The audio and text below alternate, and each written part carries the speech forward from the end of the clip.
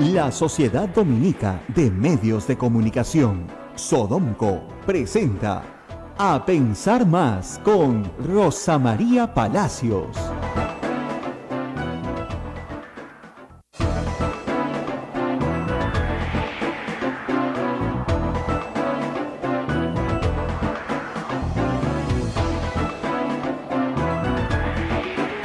De la mañana con un minuto, señoras y señores, muy buenos días. Bienvenidos a Pensar Más con Rosa María Palacios a través de las emisoras de Sodomco. Saludamos a Radio Santo Domingo, RSD en Chimbote, Radio San Martín en Arequipa, Radio Veritas en Cusco, Radio Cepago en Ucayali, Radio Quillabamba en La Convención, Radio Madre de Dios en Puerto Maldonado, Radio Santa Rosa en Lima, nuestra anfitriona, y a nuestros amigos de Huánuco que nos siguen por Radio Huánuco. Muchísimas gracias, bienvenidos Rosa María, muy buenos días. Muy buenos días, Abel, muy buenos días amigos en todo el Perú. Estamos aquí en Lima, esperando noticias desde Sao Paulo, pero como yo le decía a Abel, que es así más o menos, no tan mayorcito como yo, pero más o menos, si él se acordaba del cometa Halley. Ajá. Los de mi edad nos acordamos, porque pasa muy cerca a la Tierra cada 70 años. Mira, pues un acontecimiento. Claro, es un gran acontecimiento, ¿no es cierto? A veces pasa bien cerca y a veces no se le ve muy bien. Bueno, la última vez que pasó en los 80s no vimos nada, o vimos muy poco de Lima, después de habernos preparado realmente durante meses para ver el cometa Halley. Bueno, la declaración de hoy del Barata en Brasil es como el cometa Halley. Hace meses que estamos preparándonos para esta declaración, pero hoy día no vamos a ver nada. Así que todos cálmense, porque primero, la declaración dura 2 días, hoy y mañana. Hoy se le va a preguntar por los Humala, mañana sobre Keiko Fujimori. Punto. Por ahí saldrá alguna cosita de PPK, de Alan García. Lo dudamos. Yo lo dudo. Porque esto ha sido organizado para que sea de esta manera. Tan escandaloso es el asunto que el fiscal Hamilton Castro ha dicho que él también va a ir. Que está organizando. Sí. Otro viaje. Otro viaje diferente. ¿Por qué? A ver, les explico por enésima vez. Ya deben haber escuchado la explicación, pero las vuelvo a hacer porque vale la pena. Son varios fiscales los que están investigando varios delitos sobre varias personas. No hay una organización bien planteada en el caso Lavallato en el Perú. Eso hay que decirlo de frente. Entonces, por ejemplo, hay muchos vacíos, muchas cosas que no se han empezado ni a investigar, y otras cosas que se están investigando hace 5 años. Por ejemplo, los Humala, por lo menos Nadine Heredia, ya tiene 5 años de investigación. Fácil, o 4 años de investigación. Y hasta ahora no la acusan de nada, ¿no es cierto? La investigación comienza en el caso de ella, me parece, en el año 2013. Este es el año 2018, va a cumplir 5 años investigada y no hay pues mucho, ¿no? No sabemos muy bien en qué va a acabar. Sin embargo, no se le acusa, o sea, no se le busca acusar en la investigación del fiscal Juárez Atoche por cohecho o por coima, por colusión, ¿no es cierto?, por peculado, que son los delitos de la plata, donde el funcionario roba al Estado, sino por lavado de activos, que es un delito dificilísimo de probar y que implica una cadena de testaferros, ¿no es cierto?, y la devolución al mafioso de lo indebidamente obtenido, ¿no es cierto?, para ocultar. Ya, de eso no hay nada. Bueno, de eso es lo que se va a hablar hoy día con Barata, de lavado de activos. En el caso de Ollanta, Nadine Heredia, y mañana en el caso de Keiko Fujimori. Yo no creo que Barata cuente más de lo que ya contó, salvo dar detalles, es decir, en qué dirección le dio la plata, si eran en billetes de 5, en billetes de 10, en billetes de 100, de qué color era el maletín, o sea, cuántas veces, a qué hora, a qué días, y qué corroboración tienen estos hechos. Ambas partes investigadas, tanto Keiko Fujimori y sus y los que la rodean, como Ollanta y su esposa, niegan haber recibido dinero en efectivo de Odebrecht. En el caso de los Humala, el dinero en realidad venía por encargo del Partido de los Trabajadores. Odebrecht era un intermediario. La orden, de acuerdo a lo señalado por Barata, en declaraciones ya otorgadas, y que ayer ha estado pasando los videos justamente de reporteros, era que ese era un encargo de Lula, al cual él se había opuesto personalmente, porque conocía el Perú, vivía en el Perú, y le parecía una pésima idea ayudar pues a a un tipo que en ese momento era pues la imagen del chavismo en el Perú. Entonces, el asunto Humala está más o menos ya declarado, ¿no? Yo no sé qué novedad puede aportar. Como reitero, contrastar su declaración con la de Garreta para ver qué inconsistencias tiene. Hay ahí una batería de preguntas que está llevando la Fiscalía, que son públicas además. Y luego hay una batería de preguntas para Keiko Fujimori. En materia de las donaciones de campaña, los montos, ahí sí va a haber más información porque Marcelo Odebrecht ha dado información, pero llena pues de huecos, de vacíos, que Barata tiene que llenar, porque cada vez que se le pedía precisiones, decía pregúntele a Barata. ¿Cuánto? Pregúntele a Barata. ¿Cuándo? Pregúntele a Barata. ¿De qué forma? Pregúntele a Barata. Entonces sí, en el caso de Keiko Fujimori aportará novedades. Pero a lo que voy, ¿eso es lavado de activos? El señor José Domingo Pérez, que ve el caso de Keiko Fujimori, y el señor Juárez Atocha, que ve el caso de los Humala, pues van a tener mucho, ¿no es cierto?, que pensar para poder acusar, porque no sé cómo van a armar un caso con una donación de campaña. No hay delito. No, mira, te explico. En el lavado de activos, ¿qué sucede? Un mafioso, un delincuente que obtiene activos de manera ilegal, sea narcotraficante, tratante de mujeres, minero ilegal, cualquier delito, ustedes imaginen cualquier delito, un sicario, etcétera, obtiene una ganancia ilícita, pero la tiene que esconder, ¿no es cierto? ¿Para qué? Para poder disfrutar de ella después. ¿Y qué mejor forma de esconderla que colocarla dentro del sistema, ¿no es cierto?, como plata limpia. Entonces, para ello se vale de una serie de testaferros, ¿no es cierto?, que, por ejemplo, ponen, no sé, construyen un edificio. Y los testaferros saben que el edificio es del mafioso. ¿Ok? Pero eso no lo sabe la opinión pública. O ponen una farmacia, un negocio de pollos, en fin, lo que fuera. Lo que fuera. Negocios, ¿no?, que aparentemente son lícitos, pero que revierten posteriormente al mafioso o a quien él designe, a su suegra, el caso de Toledo, por ejemplo, ¿ok? Para que finalmente, luego de un tiempo, lleguen y regresen a su poder y se complete un círculo completo. Eso es lavado de activos. El tipo penal en el Perú está descrito como el ocultamiento, efectivamente, de bienes de otro. Ocultamiento, si yo oculto para otro. ¿Qué ha ocultado Keiko Fujimori? No ha ocultado nada, le han dado plata para su campaña y se la ha gastado. Y de repente se la gastó en una camioneta para ella. Pues, también puede ser, pero eso no es lavado de activos. ¿Por qué? Porque aun cuando el que te entregue la plata sea un mafioso, en otras materias, no hay una devolución de lo que has recibido. Se queda en ti y tú te lo gastas. Porque cuando el lavado de activos no funciona, ¿no es cierto?, cuando el testaferro se roba la plata del mafioso, viene un sicario y le pone un tiro a la cabeza, como hemos visto en algunas calles de Lima, ¿no es cierto? Entonces, lo que sucede aquí es bien claro. El testa trabaja le dan su comisión, cobra su alita, lo que ustedes quieran. Ya, ese es el lavador. El caso de Maiman, por ejemplo. Maiman era el lavador de Toledo. Maiman, ¿no es cierto?, aparecía de la nada dándole plata a Toledo. La plata es de Maiman. Muy bien. Pero a Maiman, ¿quién le había dado la plata? Se le había dado la coima. Entonces, para el caso de Toledo, el mafioso es Toledo. Odebrecht es el coimeador. Entonces ahí hay cohecho. Pero en el caso de Toledo con Maiman, el mafioso es Toledo y Maiman es su lavador. Maiman le lava la plata y entra al sistema a través de la testaferra que él designa, que es su suegra. ¿Ok? ¿Se dan cuenta de la figura? Ya. En donaciones de campaña, díganme ustedes, ¿dónde está esta figura? Los delitos no se inventan, están en el Código Penal.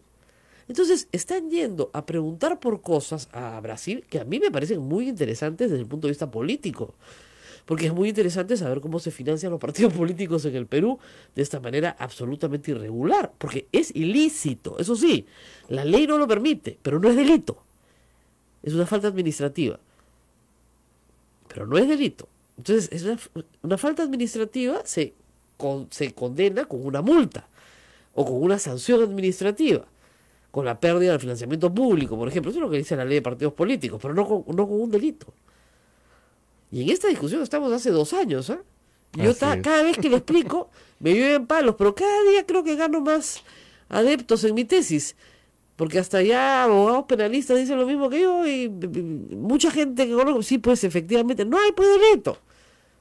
Y no hay delito ni habrá mientras los congresistas no quieren que haya delito. Exactamente, el día que se modifique el Código Penal, por supuesto que habrá delito. ¿Por qué no lo modifican hasta ahora? Miren las elecciones ahorita municipales, ¿qué han hecho? Al revés, han flexibilizado más todavía. Ya no hay que rendir cuentas. ¿Ya no? Ya no hay que rendir cuentas antes, ahora hay que rendir cuentas después. No, es desastre. ¿Ya? Entonces, ahí no vamos a conocer más que detalles sabrosos, digamos, ¿no? De la forma en la que los partidos financian sus campañas. Delito poco. Yo no creo que Keiko Fujimori deba ir a la cárcel. Lo que sí creo es un principio de homogeneidad. ¿Te das cuenta? O todos están presos o ninguno está preso. O sea, si Keiko Fujimori no está presa por hacer exactamente lo mismo que Ollantumala, Ollantumala no debe estar preso. Así es. Y su mujer menos todavía, ¿no? O sea, ¿no? Por hacer exactamente lo mismo.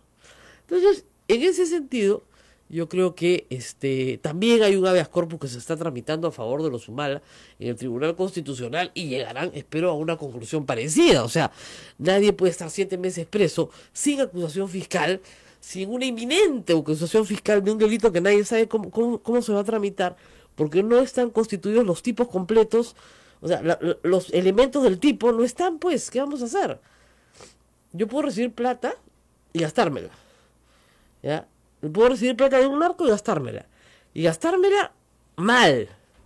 Y no devolverle al narco nada. Bueno, él me va a mandar matar, pues, ¿no es cierto? Pero no es lavado de activos, será asesinato, homicidio, sicariato, pero no es lavado de activos, pues es otra cosa. Muy bien. ¿Qué es lo que nos interesa saber? Lo que nos interesa es saber dónde están las coimas. Ejemplo, el caso Toledo. El caso Toledo es un caso redondo, que Barata lo cuenta porque le cae pésimo Toledo. Evidentemente tiene sus preferencias, ha vivido muchos años en el Perú. ¿Y de quién va a hablar peor? Del que le cae peor, pues. Le cae peor Humala, le cae peor Toledo. De esos va a hablar, de entrada. De Kuczynski ha hablado así de refilón. De refilón y se ha armado todo este escándalo, ¿no es cierto? De García, ni una palabra, pues su amigo, se han frecuentado, han tenido 16 encuentros en Palacio de Gobierno, algunos con él, algunos sin él, algunos con Nava, otros con el presidente, ¿no es cierto? De él no ha dicho una palabra y solo ha entregado, porque si no hubiera sido demasiado escandaloso, a un grupo de funcionarios menores del Ministerio de Transportes y Comunicaciones. Y eso es todo lo que tenemos. 2 casos regionales que se han investigado independientemente, que se le han casi... Bueno, el de Cusco sí fue por declaración de Barata y el de la región Callao. Eso es lo que tenemos hasta ahora en el caso Lavallato. Y un sector construcción civil paralizado. Paralizado. Y lleno de inconsistencias también. O sea, meten presos a 5 personas vinculadas al sector construcción. Liberan a 3, porque se prueba que su prisión no tiene ningún sentido, la prisión preventiva. Y a 2 se las niegan. O sea, 3 sí y 2 no. De nuevo, o van todos presos o no va ninguno preso. ¿No? Luego tienen que sacar un decreto supremo de urgencia para prorrogar un decreto supremo de urgencia que es pésimo, que ha paralizado toda la construcción en el Perú. El año pasado hemos crecido a 2.5, que es pésimo también, en parte por ese problema, por un decreto supremo mal dado. Tienen que pasar una ley y el Congreso no aprueba la ley en la comisión permanente. No la quiere aprobar. La han mandado a comisiones para que a, qué sé yo, fines de marzo pues se resuelva el problema de la construcción civil en el Perú. Es increíble. Bueno, pongamos un paréntesis porque después vamos a hablar con Gustavo Gorriti y vamos a lo que quisiera contarles hoy, que a mí me tiene asombrada y a muchos en el Perú también. La señora Flor Luna Victoria, que es la jefa de la SUNEDO, la superintendente de la SUNEDO, está metida en un lío grande, ¿no es cierto? El día domingo en la tarde, el periodista Gustavo Faverón publicó en su página de Facebook claramente un artículo firmado por la doctora Flor Marlene Luela Victoria Mori y la doctora Aralucy Cruz León, de manera conjunta, como se hace en el mundo académico, hay primer autor y segundo autor, normalmente, un artículo firmado por ambas, que era evidentemente plagiado. Y no solamente plagiaba algún párrafo. Útero PB ayer sacó más o menos 10 plagios en el mismo artículo. O sea, por lo menos 10 o 12 partes plagiadas abiertamente de varios autores, por lo menos 3, que ni siquiera están en la bibliografía del artículo. ¿Ok? Muy bien. Respuesta de la SUNEDU, no de la señora Flor Marlene Luna Victoria Mori, no. La respuesta de la superintendencia es la siguiente en un tuit. Comunicado número 01-2018. No sé por qué el número / dice, en fin. No sé cómo vendrá el comunicado número 2, pero este es el 1. Frente a informaciones difundidas sobre el supuesto plagio de un artículo científico, se comunica lo siguiente. 1. La doctora Flor Marlene Luna Victoria Mori, superintendente de la SUNEDU, no es autora del citado artículo. Ah, no es autora, ya. Listo, salvada. 2. La autora es la doctora Aralucy Cruz León, quien tuvo como asesora de la tesis correspondiente a la doctora Luna Victoria. 3.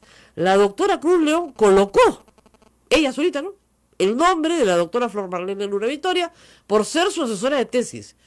Discúlpenme. Nadie pone el nombre de su asesora de tesis en un artículo científico como tributo a tu asesora de tesis. Cuando tú publicas un artículo con 2 nombres, es con 2 autores. ¿Ya? Dice, por lo tanto, no son exactas las versiones malintencionadas que circulan en redes sociales. Vamos a ver quién es malintencionado. Primero, no resiste ningún análisis que la doctora Aralucy Cruz León sea tan loca de poner el nombre de su asesora de tesis en un artículo científico porque se le ocurrió. Pero supongamos que sí, que tiene razón, que la señorita pues está mal de la cabeza, que coloca nombres de autores que no son. Tengo en mis manos el Directorio Nacional de Investigación e Innovación, DINA.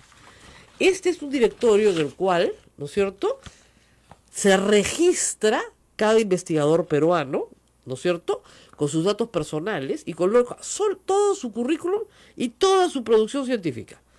En esta ficha de registro en DINA tengo frente a mis ojos la ficha de la doctora Luna Victoria Mori Flor Marlene, que específicamente coloca el cuidado de enfermería, perdón, ¿dónde está? Este es otro, porque son varios. ¿Dónde está?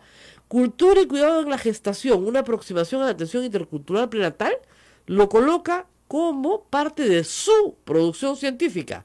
Artículo en revista científica, 2014. Ella lo pone. Ella lo registra. Ella lo registra. Está registrado acá. Como en la revista Salud en Tabasco. Está registrado acá. Cultura y cuidado en la gestación. Una aproximación a la atención intercultural prenatal. Esto está claramente en la revista Salud en Tabasco. Es el mismo título de la tesis de Aralucy Cruz León. ¿Cómo es esto entonces? Ella dice que no está y sí está. Es más, en experiencia como asesora de tesis en la Universidad de Trujillo, no aparece la señora Aralucy Cruz León. De repente es una tesis de magíster y no de doctorado. Puede ser. Muy bien. Hasta ahí, primera mentira. Resulta que la propia doctora coloca en su currículum, en su ficha de registro en DINA, en Concitec, este artículo como su propia producción científica. ¿Se olvidó que lo había escrito en DINA? El artículo plagiado. Con la alumna. Muy bien. Pero, en mi experiencia, en la experiencia de muchos periodistas, creo que hemos cubierto estos casos, cuando se plagia una vez, señores, se plagia varias veces. ¿Ok? Eso lo he visto, lo hemos visto muchas veces. Entonces, lo que se hace es pasar por herramientas informáticas que ahora existen, la producción científica de la persona que dice que no ha plagiado. Ayer el diario El Comercio ha pasado 2 artículos de la señora Flor Marlene Luna Victoria Mori por su herramienta antiplagio. El Comercio tiene una propia herramienta antiplagio que se llama PlagScan. Nosotros en la Universidad Católica utilizamos Tunterin, como lo usan casi todas las universidades peruanas, justamente para detectar plagios en el alumnado, y en los trabajos que presentan los alumnos. Porque el plagio es algo académico, es algo que hay que combatir desde el pregrado. Bueno, y resulta que de acuerdo a la investigación de la Universidad Católica, hay 2 más. Satisfacción laboral y calidad de vida profesional en las enfermeras del Hospital Regional Docente de Trujillo también tiene plagio. Es increíble. Y el cuidado de enfermería, resonancias y disonancias en el proceso de cuidar durante el puerperio, también tiene plagio. Una plagiadora. Ambos artículos, por si acaso, son también coescritos. Y esto está también escrito en DINA. O sea, no puede negar que los haya escrito o que pertenecen a sus alumnas porque ella los registra como su propia producción científica. Entonces, si ella lo registra como su propia producción científica, no es que han tomado su nombre, ella los ha registrado. Van 3. Yo espero que jóvenes entusiastas que nos están escuchando en este momento y que tienen las capacidades para hacerlo, pasen todos estos artículos que están acá registrados por las herramientas correspondientes. ¿Por qué? Y les explico. Y esto no es broma, por si acaso, para todos los alumnos que quieren plagiar. El artículo 219 del Código Penal establece que efectivamente el plagio, ese sí, es un delito. ¿Y qué dice? No es poca cosa. Será reprimido con pena privativa de la libertad, no menor de 4, ni mayor de 8 años, o sea, de 4 a 8. Esto tiene pena efectiva. El que con respecto a una obra la difunda como propia, en todo o en parte, copiándola o reproduciéndola textualmente, o tratando de disimular la copia mediante ciertas alteraciones, atribuyéndose o atribuyendo a otro la autoría o titularidad ajena. Código Penal. Por si acaso es delito. Entonces, no es posible que la persona que tiene que supervisar la calidad de la universidad peruana, los estándares mínimos que tiene que cumplir la universidad peruana para que no sea una estafa, tenga sobre su cabeza una sospecha de plagio, la sospecha de la comisión de un delito, ¿no es cierto? Y la sospecha de que no ha hecho un trabajo académico, sino que lo ha plagiado. ¡No puede ser! ¿Qué ha dicho el ministro de Educación? El ministro de Educación, varios artículos han puesto, le ha bajado el dedo. No, no le ha bajado ningún dedo, la señora sigue siendo superintendencia. Ha dicho que van a investigar. ¿Qué va a investigar? ¿Pero qué va a investigar? Si acá están las pruebas, las acabo de leer. Y pueden venir más, porque ya, de repente no es un plagio, no son 2 plagios, no son 3 plagios, son 20 plagios. Al primero tienes que reaccionar. No necesitas volumen, necesitas que el acto se constituya y eso es un acto de plagio. Porque que explique la señora entonces por qué ella en DINA, que es el registro de investigación científica, coloca ese artículo como su producción científica. ¿Le ha robado a su alumna el artículo? El comunicado número 1 2018 de SUNEDU es una mentira. ¿Y por qué el plagio está mal? Ustedes dirán, bueno, de repente son unos parrafitos, ¿no? Miren, el plagio es un robo y es una mentira. Es un robo porque tú robas la propiedad intelectual de otro, el trabajo de otro. Y es una mentira porque te la atribuyes a ti misma para ganar prestigio. Es gravísimo. O sea, es, como digo, es un delito en que cometes 2 pecados a la vez, en un solo acto. El plagio es grave y por eso debe ser combatido. ¿Cómo puede ser posible que la jefa de la SUNEDU, la superintendenta, la que tiene que supervisar que estas cosas no pasen en la universidad peruana, ya, sea para ella una práctica común? Porque no es una vez, son 3 veces en lo que va de la investigación en las últimas 24 horas. Ella tendría que renunciar en este momento, dejar el cargo. Y si no quiere renunciar, el ministro... Perdón, si saca este comunicado mentiroso... No quiere renunciar. No quiere renunciar. Se saca un comunicado en el que miente. El ministro lo tiene que destituir en el día. Pero en el día. Y eso le pasa por nombrar a una persona con vinculación política al gobierno y sin las calificaciones necesarias, como era evidente. Y no convocar a un concurso público de méritos que podría haber convocado y en ese concurso escoger una persona idónea para el cargo. Porque acá también el ministro tiene responsabilidad. Él escogió a dedo. Según trascendió, se entrevistó con varias personas y a esta la designó a dedo. Bueno, pues cuando designas a dedo, te pasa esto. Sobre todo para un cargo tan delicado.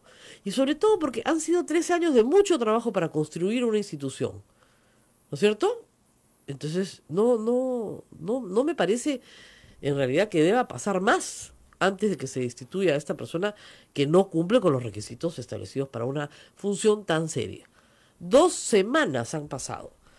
La señora Isela Orjeda, que fue jefa del Concitec, la presidenta del Concitec, ha dicho también que, ojo, cuando se investiga a un funcionario que está en una situación tan complicada como esta, normalmente se le separa el cargo, ¿no? Durante la investigación, por lo menos. Claro. No ha sucedido. No ha sucedido. Bueno, no los canso más. Vamos a una pausa. Vamos a una pausa y volvemos con Gustavo Gorriti. Exacto.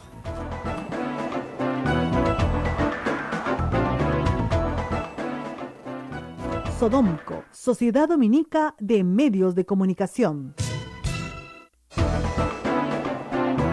8 de la mañana con 30 minutos. Estamos ya en comunicación, Rosa María, con el señor Gustavo Gorriti, director de IDL Reporteros. Bueno, muy buenos días, Gustavo.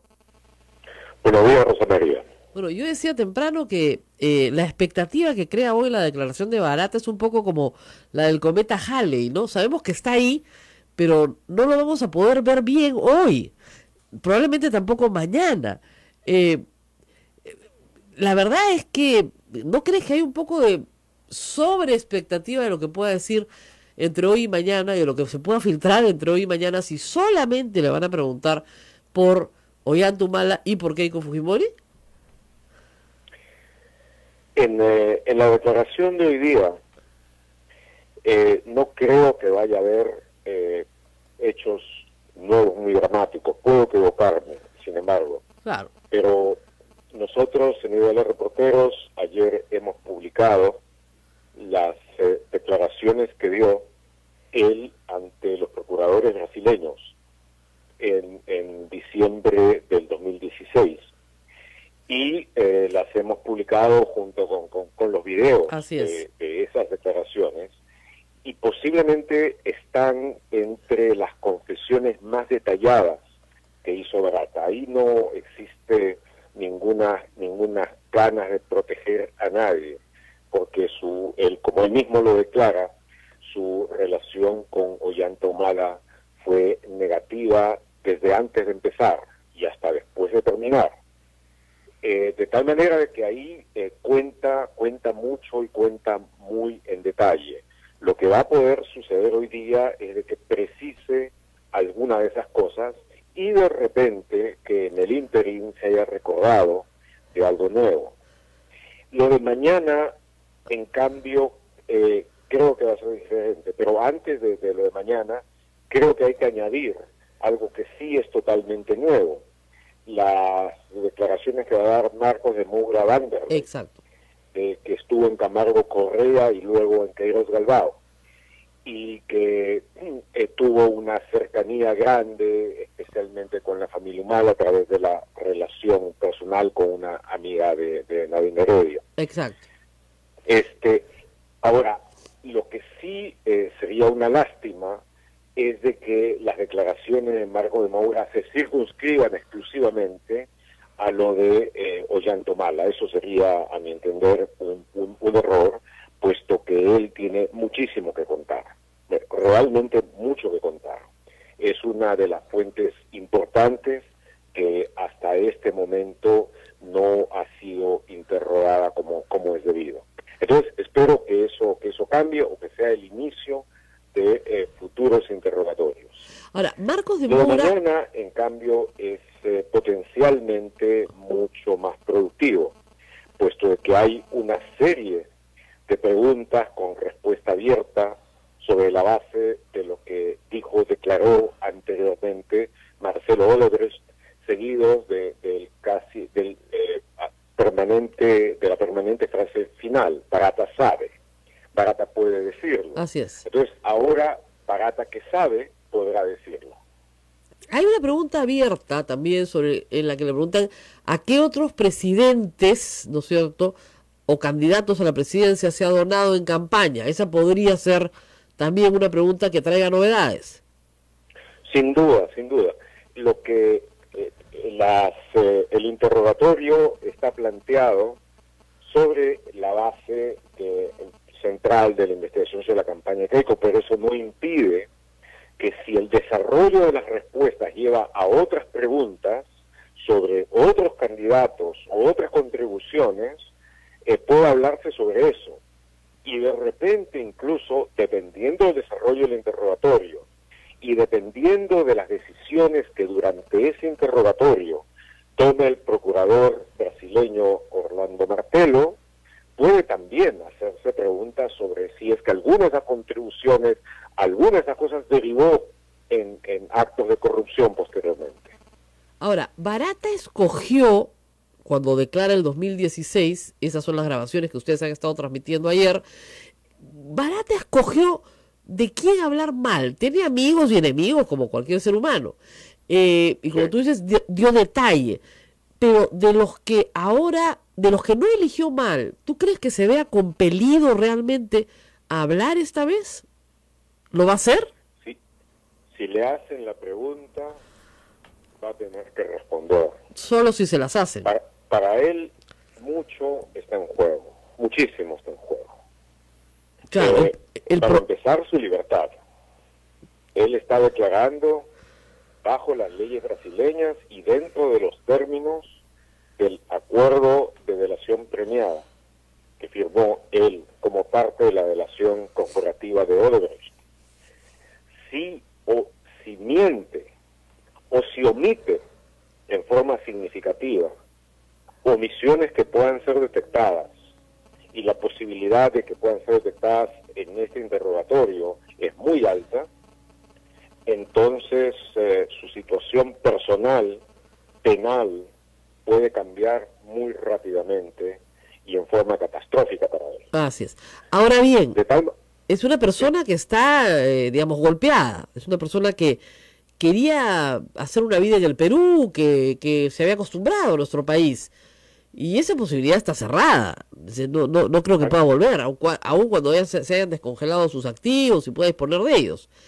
Su vida ha sufrido un terremoto devastador para él. Tú escribes sobre eso, ¿no es cierto? O sea, en el lado humano este hombre era pues celebrado, recibido por presidentes, ¿no es cierto? Y hoy es un colaborador de la justicia respecto a una serie de delitos que ha cometido. Entonces ha cambiado completamente su situación. Y además hay que añadir a eso, por supuesto, los problemas familiares que la situación ha ocasionado, los problemas sociales, incluso con ex subordinados suyos dentro de Odebrecht, cuya vida también han sido similar o aún mayormente remecidas. Claro. De tal manera de que, y las posibilidades de tener un empleo que sigue en el futuro, una vez de que haya terminado con toda la parte de castigo, con toda la parte de penitencia, bien que muy rebajada por la colaboración, pero lo va a ver de todos modos. Una vez de que ha terminado eso, sus posibilidades de un empleo significativo quedan notoriamente reducidas. Él ya es uno de los que ha sido separado, ya no está más en Odebrecht como resultado del convenio que se hizo. Así es, él no regresa a Odebrecht y probablemente no regrese a ningún trabajo. Va a estar muy mala. De todos modos, entre eso y pasarse de 15 a 20 años en una cárcel brasileña, que es lo que le hubiera tocado si es que no hubiera hecho la delación premiada, pues hay una diferencia, ¿no? Así es. Ahora, la pregunta que todos nos hacemos, Gustavo, tú no tienes la respuesta, yo tampoco, es ¿por qué se ha privilegiado, ¿no es cierto?, los casos de lavado de activos, donde el tipo penal es bien dudoso porque se trata de donaciones de campaña, y no se hace, a través del señor Hamilton Castro, una indagación sobre los tipos penales de corrupción, donde están las coimas, los cohechos, los peculados? O sea, Hamilton Castro, nos enteramos la semana pasada, no tenía ni siquiera preguntas para mandar. Entonces, ¿qué está pasando ahí? Yo ya he escrito algo sobre eso y ahora te lo puedo decir con un grado más de detalle. Todo eso obedece a alguna de las disfuncionalidades verdaderamente alarmantes que afligen a la acción de la Fiscalía. El hecho de que esté allá los fiscales que hacen investigación sobre el lavado de activos es debido al hecho de que han tenido un ritmo de trabajo mucho más activo bajo la dirección de su coordinador, el fiscal superior Rafael Vela, Exacto. y especialmente en el caso del fiscal José Domingo Pérez.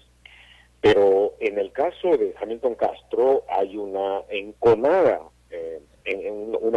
enemistad entre él, Rafael Vela y los fiscales de lavado de activos. Ya. Él decide hacer la investigación a su ritmo, a su cuenta, a su riesgo, con un nivel de secreto absolutamente excesivo y con un progreso que es más que mediocre dentro de todo esto. Así es, sí. Francamente, el hecho de que él haya logrado eso y no haya habido ninguna forma de llevar más intensidad, más disciplina, más cooperación, ilustra sobre la tremenda necesidad de que el fiscal de la Nación intervenga, ponga orden y, si es necesario, reorganice esos fondos. Así es. Ahora el fiscal de la Nación está salvado. El Consejo Nacional de la Magistratura archivó la denuncia de Jenny Vilcatoma contra él. Tiene las manos libres para actuar. Si el fiscal Hamilton Castro no puede asumir un año después la responsabilidad de perseguir hechos delictivos reales, coimas, para que la gente nos entienda, un año después, o sea, el expediente de Toledo de extradición recién se ha remitido a la Corte Suprema. Un año después, caso redondo, o sea, ya acabado prácticamente. Si no fuera por un fiscal valiente en Ancash, no nos enteraríamos de un caso de corrupción de una carretera, y así otros. Entonces, no entendemos realmente qué cosa quiere el fiscal Hamilton Castro, que además todavía pretende que Barata sea colaborador eficaz, cuando él ha explicado que no va a ser colaborador eficaz, va a ser testigo. Yo creo que va a haber un interrogatorio posterior a Barata sobre la base de la colaboración eficaz, va a ser un interrogatorio, por supuesto, totalmente secreto, y donde él va a mantener las cartas contra el pecho. Pero si yo te digo, si él manejara secreto, que va, por ejemplo, totalmente en contra de la metodología que utilizaron los fiscales brasileños, Así es. los que, excepto lo que era indispensable, mantuvieron todas las investigaciones abiertas para que la opinión pública, la ciudadanía, estuviera permanentemente al tanto de lo que se estaba avanzando. Lo suyo es completamente diferente. No, y no Pero solamente, aún, Gustavo, es como una resultado del técnica... secreto hubieran avances, está bien, pero no hay avances. No, ahora, te digo una cosa además. Cuando tú haces todo público, es también una estrategia. ¿Por qué? Porque quieres que varios mafiosos hablen a la vez. Entonces, si uno ve que el otro habla y se está quedando, se va a apurar en hablar. Esa es una técnica clásica. Así es. ¿No? Bueno, exactamente es así, y eso es lo que ha hecho que algunos jefes de empresas mafiosas en Brasil, como Leo Piñeiro, por ejemplo, Así es. hayan perdido el tren. Claro, Por se adelante. hasta el último momento, y ahora Leo Piñeiro está dispuesto, ya que perdió el tren, aunque sea a ir en micro. Claro, pero ya vio que los otros han ganado algo, entonces comienzan a hablar. Por eso es que lo tienes que hacer público. Porque dices, mira, a este que está hablando le estoy dando esta ventaja. No sé, el último que llegue pierde. Entonces vienen en bolondrón.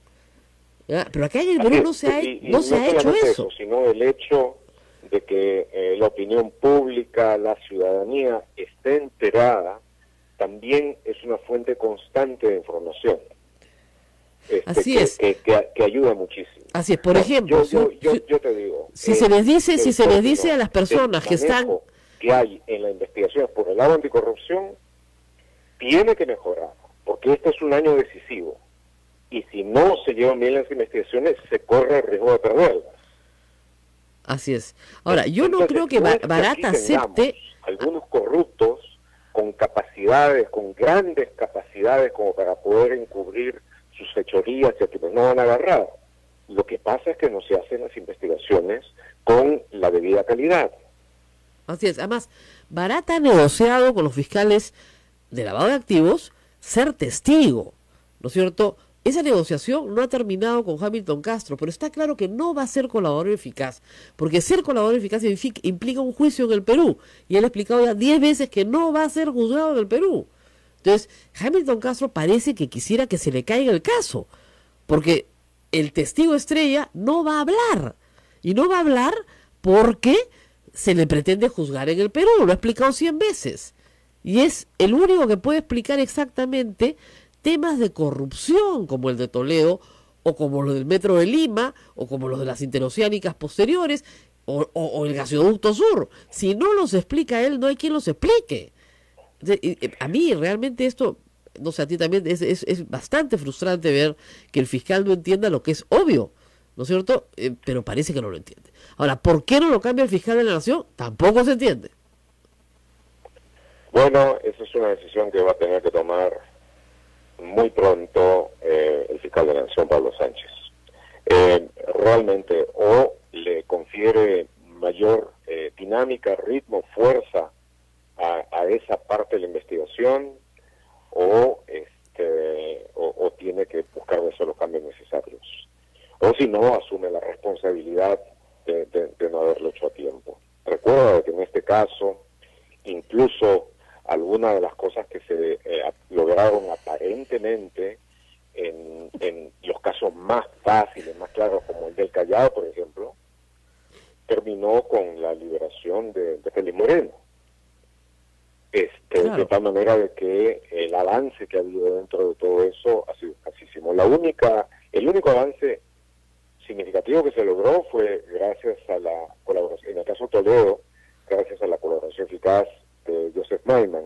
Joseph Maiman tenía que hacerlo, no fue por la presión que le hicieron acá, sino por el hecho de que él, dentro de su recuperación y el intento de recuperación de sus empresas, necesitaba un cierto grado de alivio legal. Exacto. Como para poder venderlas y disponer de ellas, como parece que ha sido finalmente el caso. Bueno, Gustavo, muchas gracias por esto. Vamos viendo qué va saliendo. Siempre tú tienes las primicias, así que creo que va a haber mucha gente atenta a IDL Reporteros, que consigue normalmente las primicias luego de estos interrogatorios, y esperemos que haya información nueva, como tú dices, hoy no mucha, mañana más, y sobre todo en el interrogatorio de Marcos de Moura, que creo que yo puedo aportar sobre otras empresas bastante información. Gracias por estar con nosotros. Muchas gracias, Rosa María, a ti. Hasta pronto. Bueno, y a todos, antes de irnos a la pausa, decirles que pueden entrar a la página web de IDL Reporteros, y ahí están las declaraciones muy exhaustivas de Barata, grabadas en video y subtituladas en español, para que ustedes puedan ver lo que dijo sobre los Humala hace ya más de un año, en el 2016, en la primera declaración que da, que abre, digamos, todas estas pistas sobre el proceso de donaciones de campaña. Vamos a una pausa y regresamos. Tenemos mucho más. No se muevan.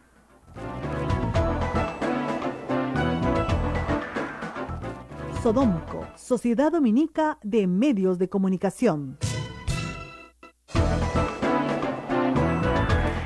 Señoras y señores, continuamos con A Pensar Más con Rosa María Palacios a través de las emisoras de Sodonco, Radio Santo Domingo en Chimbote, Radio San Martín en Arequipa, Radio Veritas en Cusco, Radio Cepago Ucayali, Radio Quillabamba La Convención, Radio Madre de Dios en Puerto Maldonado, Radio Santa Rosa en Lima, y nuestros amigos de Huánuco que nos escuchan a través de Radio Huánuco, y toda la gente que nos escucha a través de los canales de YouTube de Sodonco, de Radio Santa Rosa, y pueden compartir el programa para que más peruanos estén informados de lo que está pasando en nuestro país.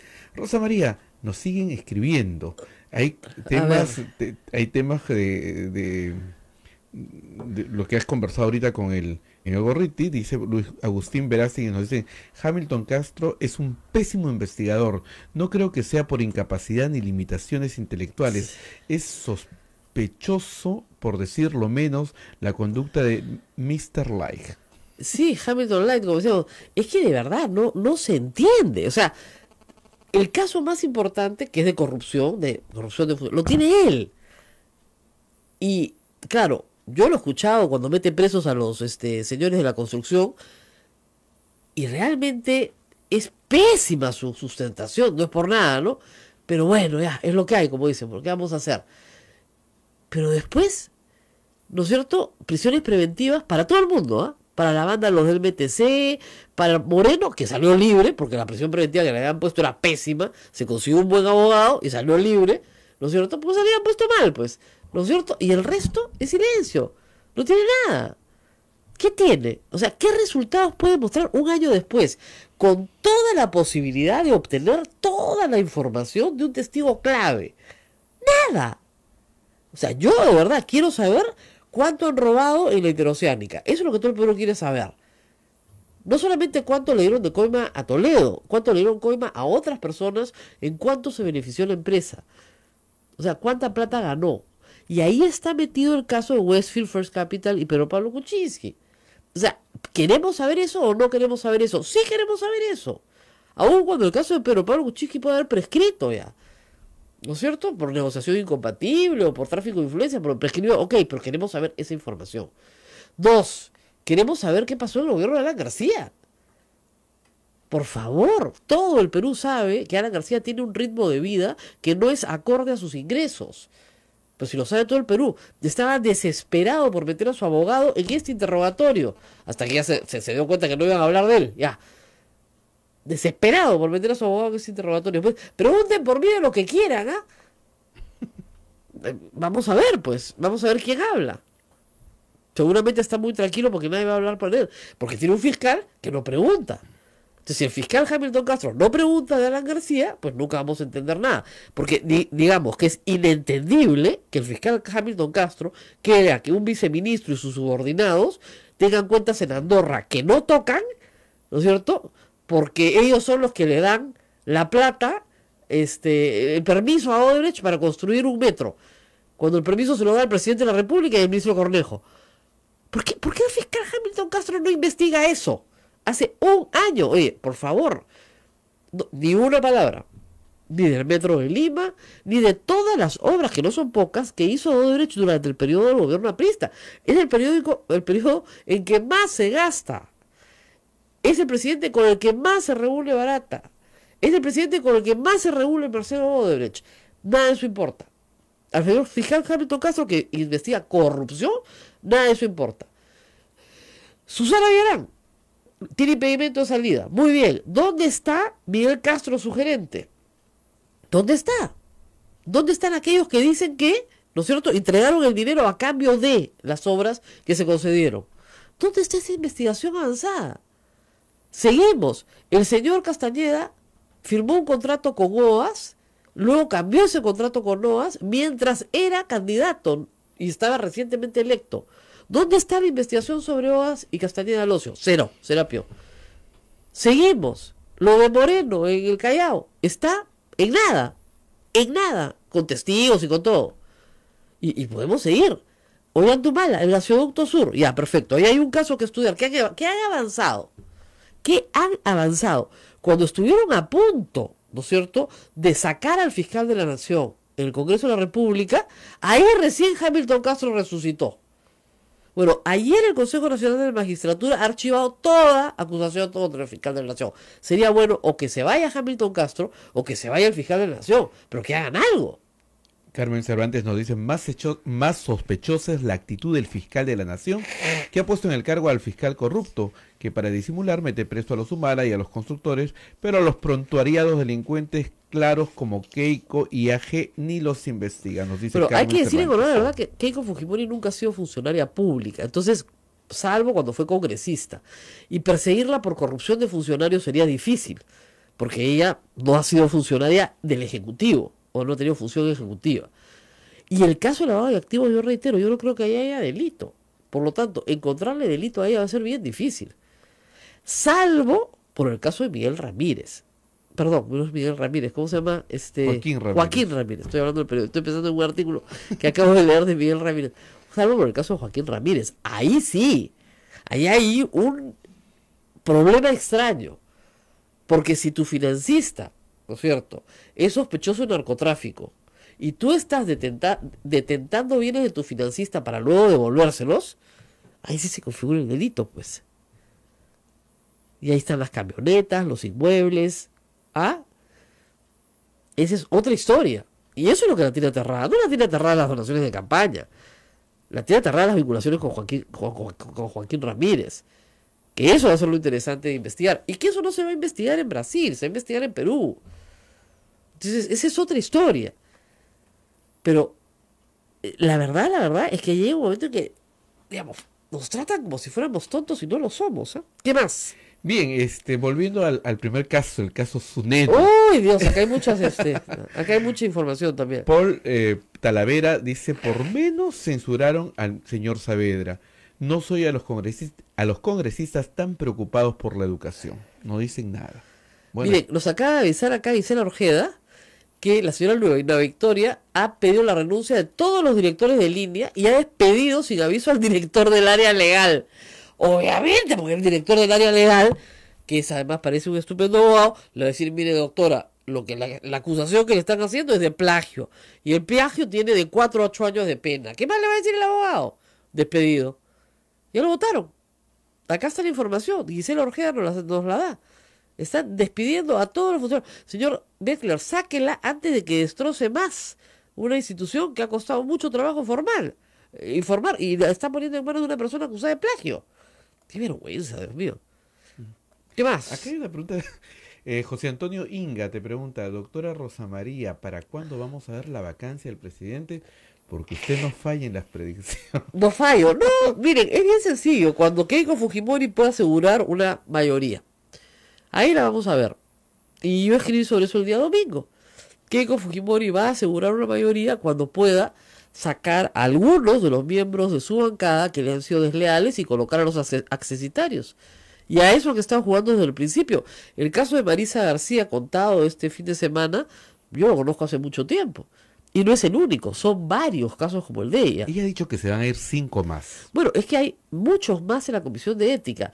Es bien sencillo, basta revisar todos los casos archivados en la Comisión de Ética, ¿ya? Archivados, ¿ah? Para ver con cuáles puedes trabajar por problemas que tuvieron delictivos y sobre todo los problemas en la declaración de la hoja de vida. Entonces, para desaforar, necesita mayoría simple y puede desaforar sin ningún problema y va a desaforar. Y va a llamar a los accesitarios que son leales. En este momento Keiko Fujimori debe tener 2 listas. La de los posibles desaforados por escándalos, que además no es necesario hacer mucho escándalo porque han cometido delitos. Y los accesitarios más leales. Tú cruzas esa lista, sacas 3 o 4, ¿eh? Y el resto ya se alinean sin ningún problema. Así nos mantuvieron alineados durante el primer año. Lo que pasa es que Kenji les ofrece una nueva vida y se van con él. Pero el problema es que la nueva vida que les ofrece Kenji puede acabar abruptamente si se cae el indulto, si Alberto regresa a la cárcel o se va al Japón, ¿no es cierto? Y ya no hay proyecto. ¿Qué proyecto les puede ofrecer Kenji? Dicen Kenji tendría que quitarle la mayoría a la bancada de Keiko. Es una carrera contra el tiempo. MG, nos dice. Sí, no la mayoría, pero lo suficiente como para no llegar a los 86 votos, ¿no? Y vamos a esperar qué pasa, pero digamos que el objetivo político de Keiko no ha cambiado. Si se atrevió a hacerlo el 21 de diciembre, se va a atrever a hacerlo este año de todas maneras, apenas tenga la mayoría. Y la está construyendo. Construir una mayoría no es fácil. No se va a lanzar a la vacancia de nuevo si no tiene una mayoría construida. Ellos estaban seguros de que lo vacaban el 21 de diciembre. Se dan cuenta que Kenji les está quitando 2 o 3 votos y que están muy ajustados. No pensaron que les está quitando 10. Entonces, el objetivo político se pierde, pero no quiere decir que no se retome. No sé si te has dado cuenta, Rosa María, ahora no se hablan de los ministros. Por menos casos, y esto me ha hecho recordar el oyente que nos escribe, se trajo abajo a Saavedra. Por menos, por unas computadoras que nadie existe. Ha pasado varias cosas como en el Ministerio de Interior. Bueno, es que como dice uno de los Eduardo, me parece, o Carlín, Keiko dice, no, yo no tengo ningún problema con mis ministros. Sí, con los ministros nada, ¿no? Ningún problema. Bueno, obviamente no pueden censurar un gabinete porque cierran el Congreso. Por eso se han quedado calladitos. Pero a los ministros no los tocan ni siquiera de manera individual. Porque la verdad es que son muy ¿cómo les puedo explicar? Muy funcionales a los intereses del fujimorismo. Perfectamente funcionales. Entonces, ¿para qué los vas a tocar? El problema es con la vacancia del presidente. Ese es el problema. Así de claro.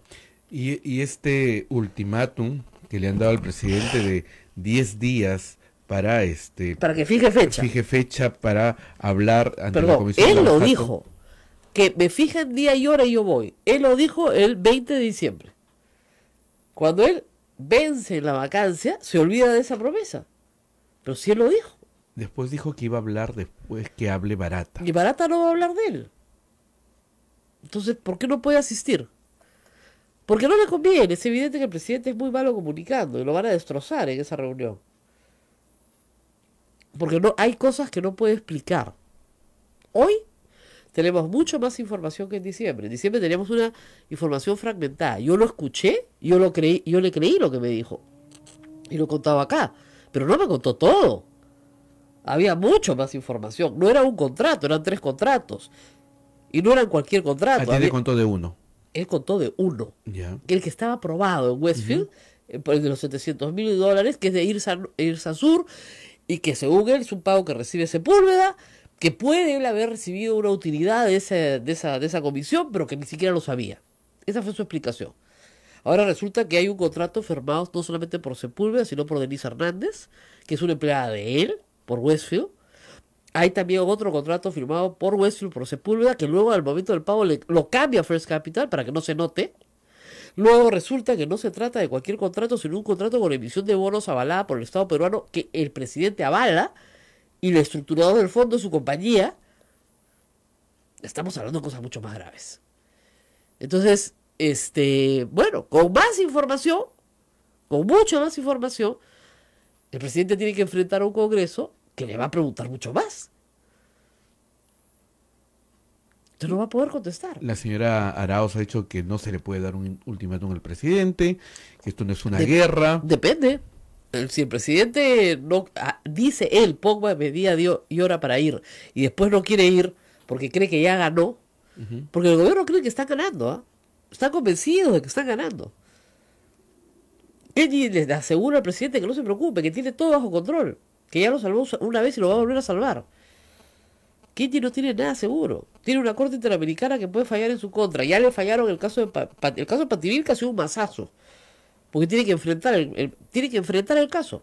Y si en cualquier momento el fiscal pide y le otorgan una medida como la prisión preventiva, se va a la cárcel de nuevo, en cualquier momento. Entonces, yo no entiendo cómo pueden creer que están ganando. Bueno, oye, nos tenemos que despedir, ¿eh? Nos tenemos que ir. Me ha dado un ataque de alergia de los bravos, pero acá estoy.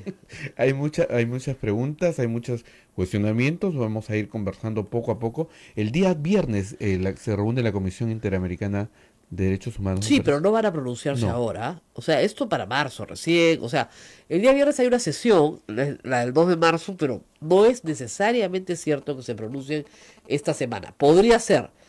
Se supone que en el transcurso de marzo deberían pronunciarse. Carlos Rodríguez nos dice, PPK sabe que no le pueden obligar a ir al Congreso ni a ninguna comisión su condición de presidente, pero es tan caradura que no lo va a decir, entonces... Él sostuvo durante meses que él no tenía por qué ir a esa comisión. Y cuando le sacan este papel, dice, y ahora sí quiero ir. Que me den fecha, día, hora, yo voy. Entonces la comisión dijo, no, un momentito, ya te estamos vacando. Ya no te queremos escuchar, ya te escuchamos en televisión. Y ahora dice que ya no le interesa ni la fecha ni el día ni la hora. Si no va, no pasa nada. Si no va, no pasa nada. Si dice no quiero ir y punto. No, nadie lo puede llevar de grado de fuerza porque es el presidente de la República. Entonces estamos en la misma situación, que él no puede responder. Y ese es el problema. No puede responder porque si dice la verdad, que es lo que debería decir desde el primer día, la verdad completa, no por partes, entonces se va a notar claramente que hubo en ese momento un delito de negociación incompatible. Su empresa hacía negocios con el Estado mientras él era ministro de Economía y luego primer ministro. Y era su empresa. Y hacía negocios con los proveedores del Estado, que necesitaban el aval del Estado para hacer ese negocio. O sea, era un contrato entre privados, ciertamente. Pero se presumía que para que ese contrato exista, había una acción del Estado. Que se haga la carretera, que se avalen los bonos, etcétera. Entonces, había una negociación incompatible. La empresa de PPK no podía participar. No debía participar. Y participó. Ese es el tema. Nos vamos, Rosa María. Nos vamos, al final todo se sabe, ¿eh? Paciencia. Paciencia, que y todo buen se humor. sabe. Al final el cometa lo vamos a ver más cerca. Ya. Listo. Nos vamos, muchísimas gracias a Hasta toda mañana. la audiencia de Sodonco. Muy buenos días. Hasta aquí, A Pensar Más con Rosa María Palacios. Este programa fue producido por la Sociedad Dominica de Medios de Comunicación, Sodomco.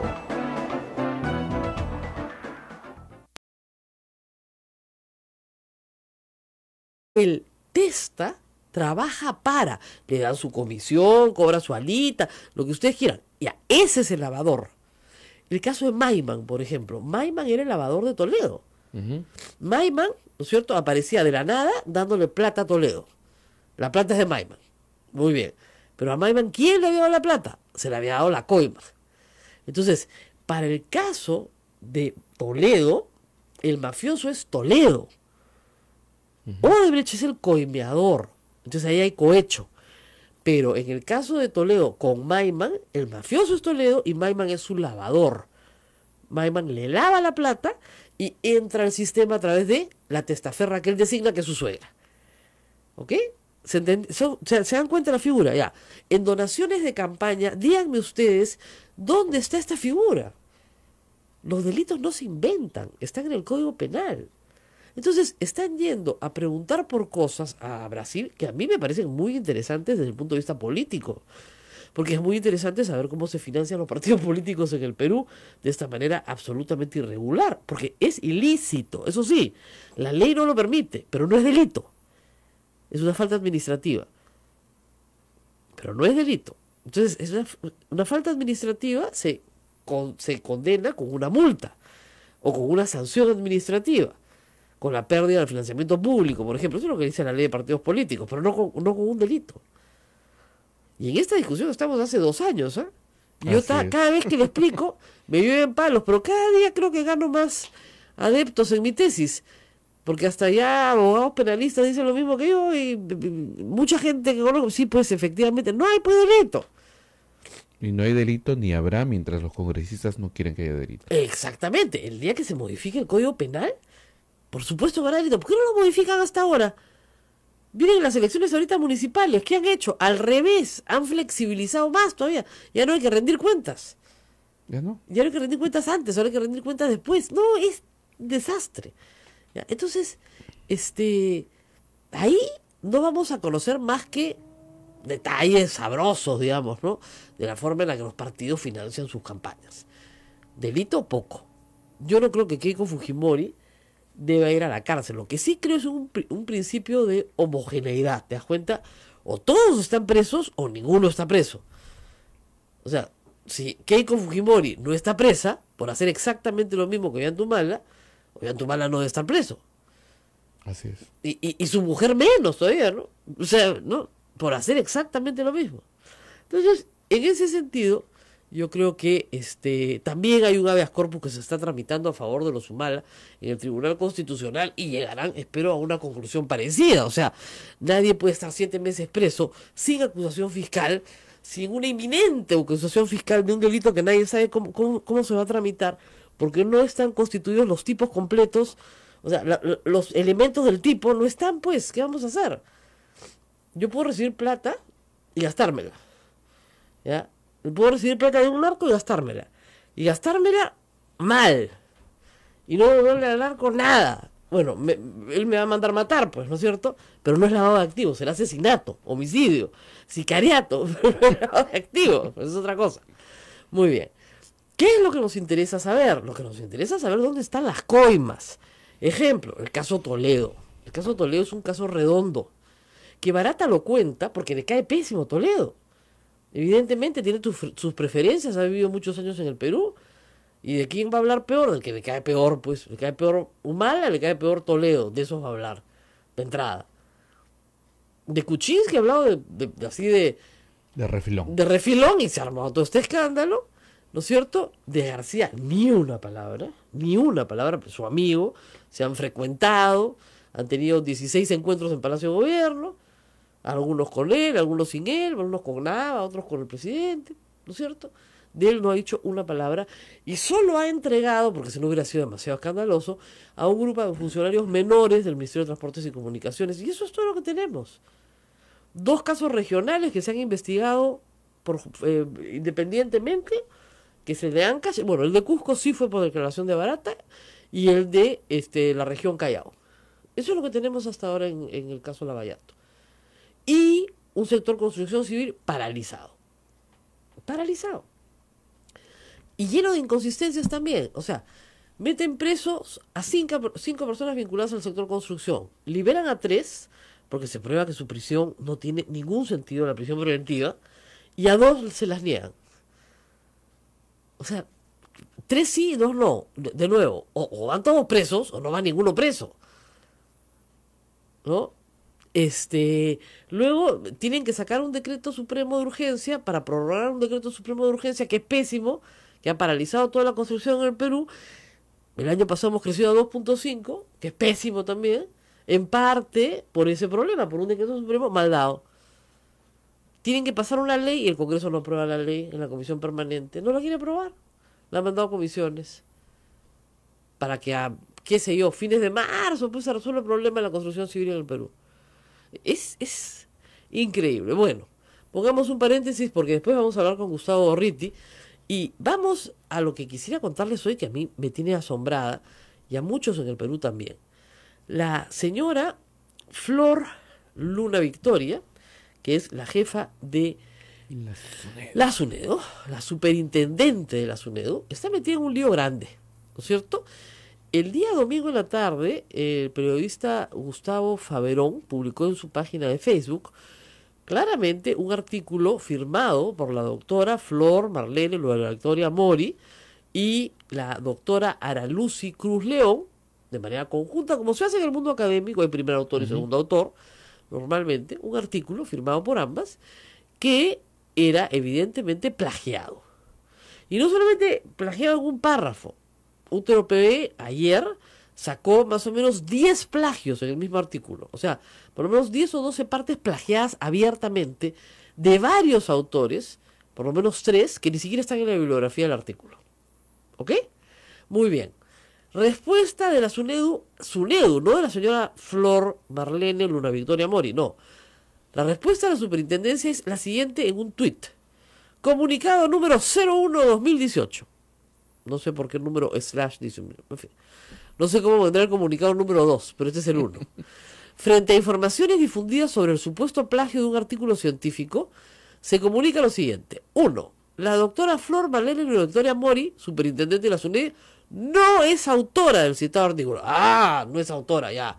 Listo, salvada. 2. La autora es la doctora Aralucy Cruz León, quien tuvo como asesora de la tesis correspondiente a la doctora Luna Victoria. 3. La doctora Cruz León colocó, ella solita, ¿no?, el nombre de la doctora Flor Marlene Luna Victoria por ser su asesora de tesis. Discúlpenme. Nadie pone el nombre de su asesora de tesis en un artículo científico como tributo a tu asesora de tesis. Cuando tú publicas un artículo con 2 nombres, es con 2 autores. ¿Ya? Dice, por lo tanto, no son exactas las versiones malintencionadas que circulan en redes sociales. Vamos a ver quién es malintencionado. Primero, no resiste ningún análisis que la doctora Aralucy Cruz León sea tan loca de poner el nombre de su asesora de tesis en un artículo científico porque se le ocurrió. Pero supongamos que sí, que tiene razón, que la señorita pues está mal de la cabeza, que coloca...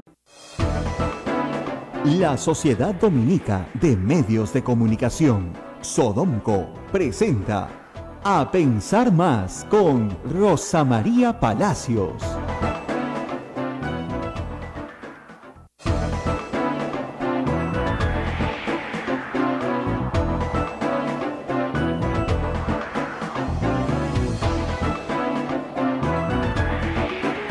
De la mañana con 1 minuto, señoras y señores, muy buenos días. Bienvenidos a Pensar Más con Rosa María Palacios a través de las emisoras de Sodonco. Saludamos a Radio Santo Domingo, RSD en Chimbote, Radio San Martín en Arequipa, Radio Veritas en Cusco, Radio Cepago en Ucayali, Radio Quillabamba en La Convención, Radio Madre de Dios en Puerto Maldonado, Radio Santa Rosa en Lima, nuestra anfitriona, y a nuestros amigos de Huánuco que nos siguen por Radio Huánuco. Muchísimas gracias, bienvenidos Rosa María, muy buenos días. Muy buenos días, Abel, muy buenos días amigos en todo el Perú.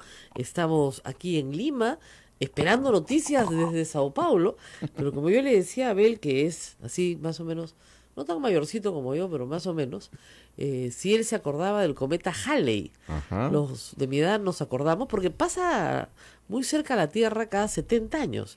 Y era, pues, un claro, acontecimiento. es un gran acontecimiento, ¿no es cierto? A veces pasa bien cerca y a veces no se le ve muy bien. Pero la última vez que pasó en los 80s no vimos nada, o vimos muy poco de Lima, después de habernos preparado realmente durante meses para ver el cometa Halley. Bueno, la declaración de hoy del Barata en Brasil es como el cometa Halley.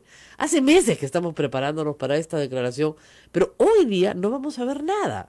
Así que todos cálmense, porque primero, la declaración dura 2 días, hoy y mañana. Hoy se le va a preguntar por los Humala, mañana sobre Keiko Fujimori. Punto. Por ahí saldrá alguna cosita de PPK, de Alan García. Lo dudamos. Yo lo dudo. Porque esto ha sido organizado para que se haga de esta manera. Tan escandaloso es el asunto que el fiscal Hamilton Castro ha dicho que él también va a ir. Que está organizando. ¿Ah, sí? Sí. Otro viaje. Otro viaje diferente. ¿Por qué? A ver, les explico por enésima vez. Ya deben haber escuchado la explicación, pero las vuelvo a hacer porque vale la pena. Son varios fiscales los que están investigando varios delitos sobre varias personas. No hay una organización bien planteada en el caso de Lavallato en el Perú. Eso hay que decirlo de frente. Entonces, por ejemplo, hay muchos vacíos, muchas cosas que no se han empezado ni a investigar, y otras cosas que se están investigando hace 5 años. Por ejemplo, los Humala, por lo menos Nadine Heredia, ya tiene 5 años de investigación. Fácil, o 4 años de investigación. Y hasta ahora no la acusan de nada, ¿no es cierto? La investigación comienza en el caso de ella, me parece, en el año 2013. Este es el año 2018, va a cumplir 5 años investigada y no hay pues mucho, ¿no? No sabemos muy bien en qué va a acabar.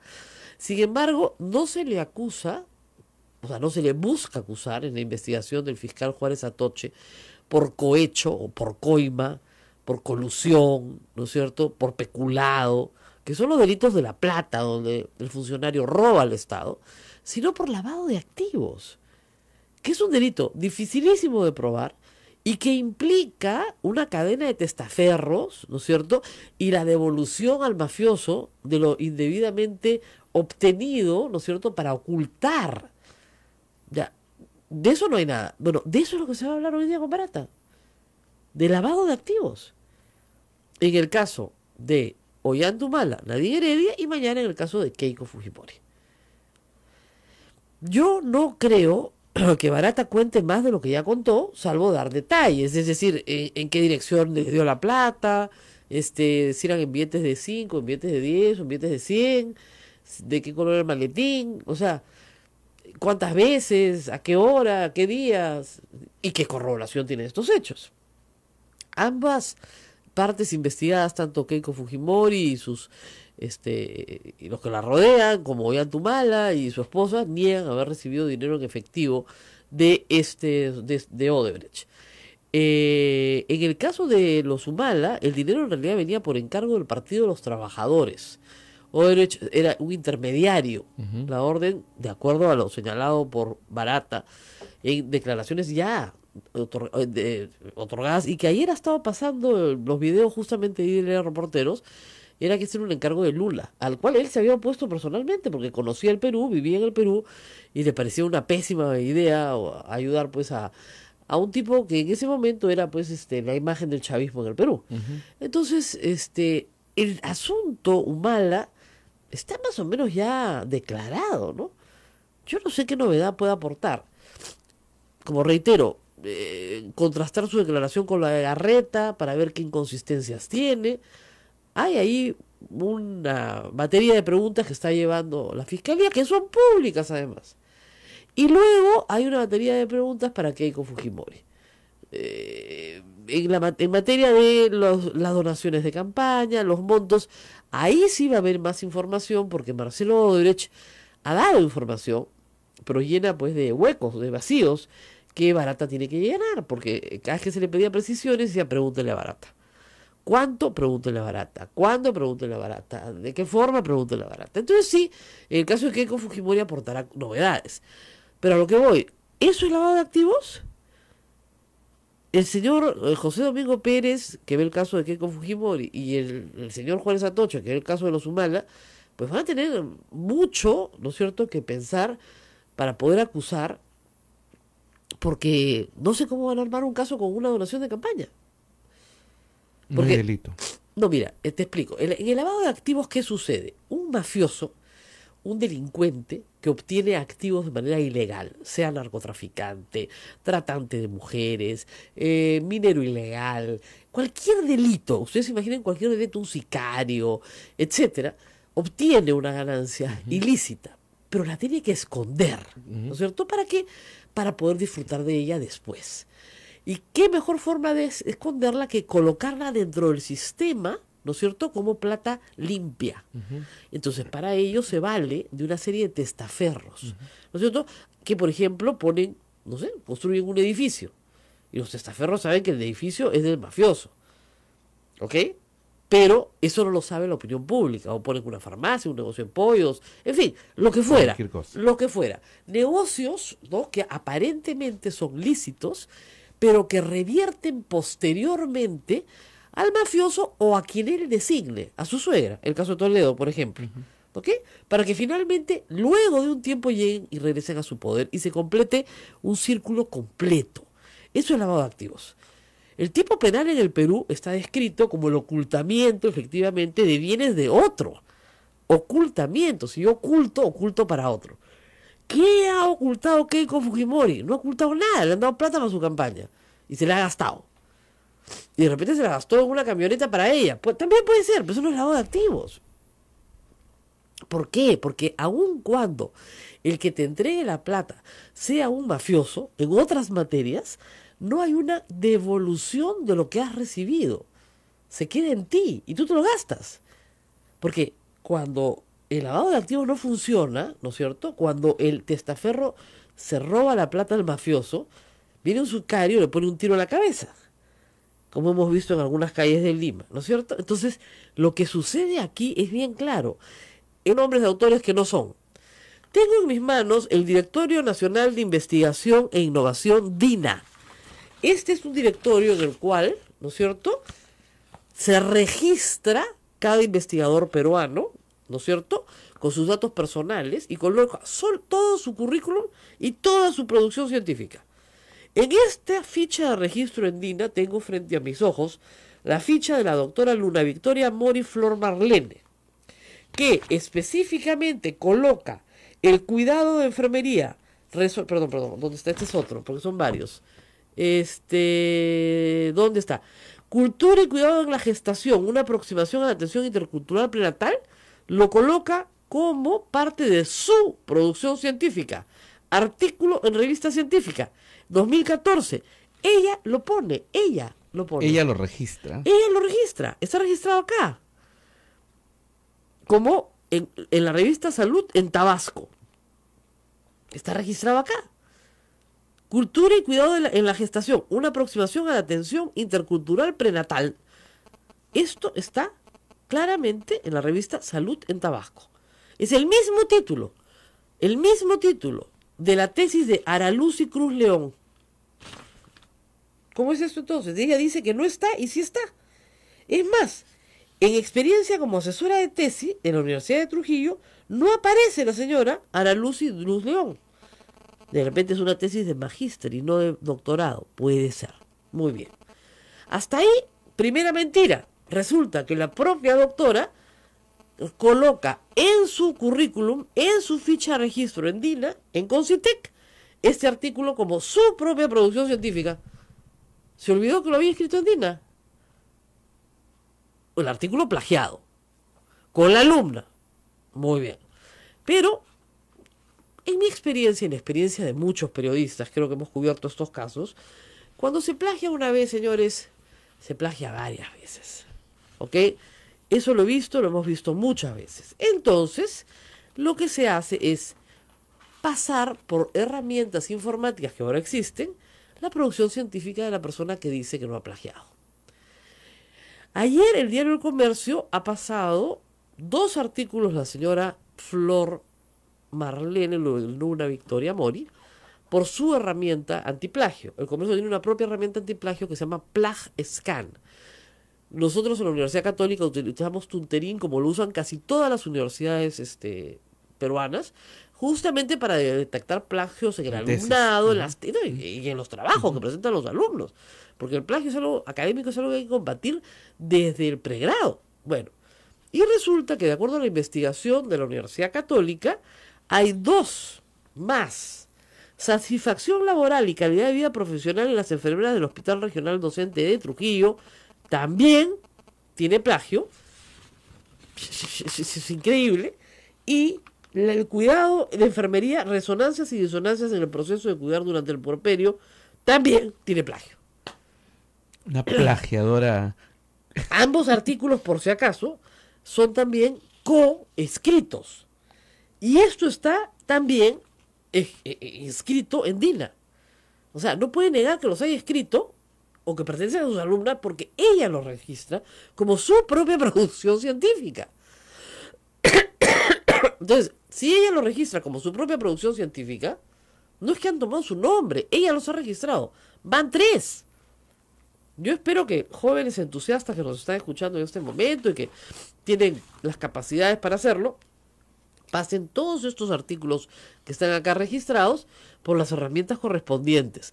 ¿Por qué? Y les explico. Y esto no es broma, por si acaso, para todos los alumnos que quieren plagiar.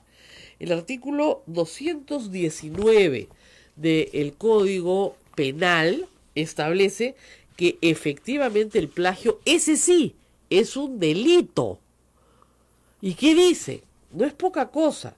Será reprimido con pena privativa de la libertad, no menor de 4 ni mayor de 8 años, o sea, de 4 a 8. Esto tiene pena efectiva.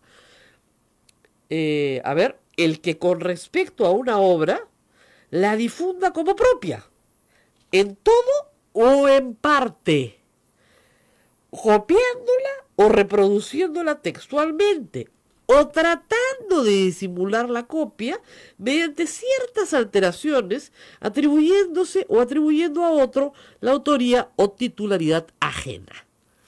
Código Penal. Por si acaso es delito.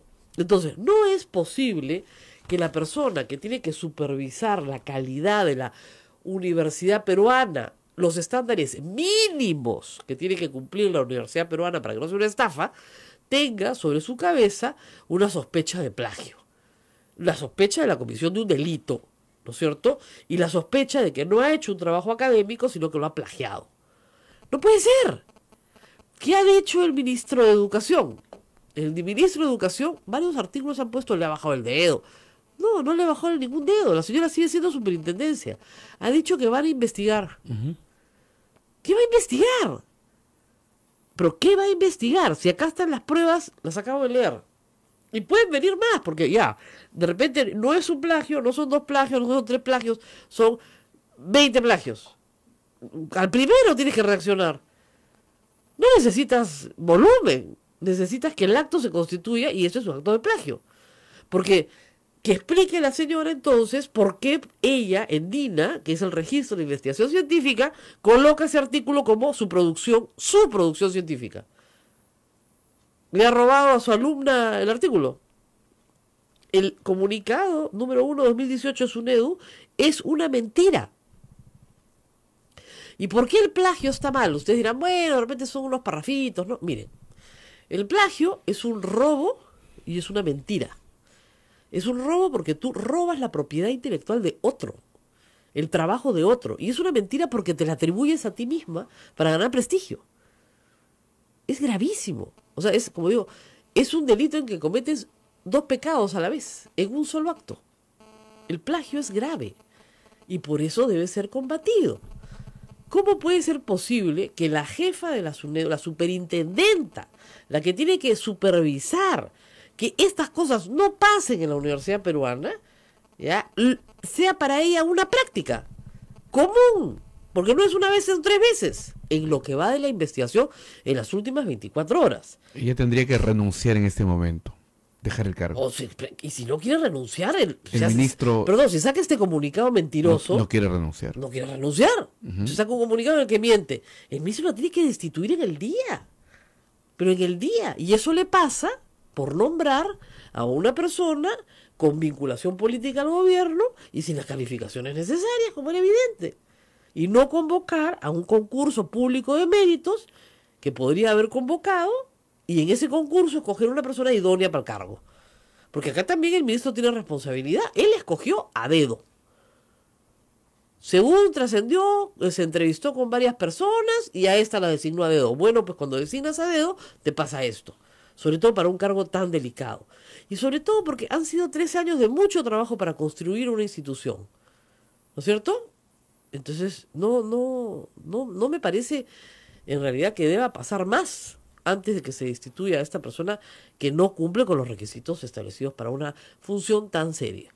2 semanas han pasado. La señora Isela Orjeda, que fue jefa del Concitec, la presidenta del Concitec, ha dicho también que, ojo, cuando se investiga a un funcionario que está en una situación tan complicada como esta, normalmente se le separa el cargo, ¿no? Durante la investigación, por lo menos. Claro. No ha sucedido. No ha sucedido. Bueno, no los canso más. Vamos a una pausa. Vamos a una pausa y volvemos con Gustavo Gorriti. Exacto.